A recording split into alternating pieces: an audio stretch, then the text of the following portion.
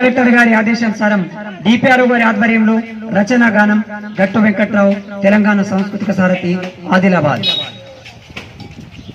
మంత్రాలు తంత్రాలు నమ్మద్దురా మనము మోసాల బారిన పడవద్దురా. మంత్రాలు తంత్రాలు నమ్మద్దురా మనము మోసాల బారిన